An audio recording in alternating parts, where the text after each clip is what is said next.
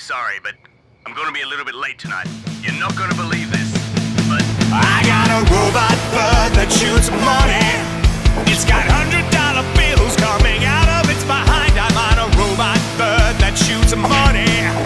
I don't know what it's for, but I'm having a great time. They stole my robot bird that shoots money. It's like an ATM, but like one that can fly for really tall people to withdraw money. I admit that it's not the most practical design. Now I'm on a robot dragon that breathes fire. I'm writing my name in the sky. It's designed for high altitude welding. I admit that it's not the most practical design. And I found this robot dog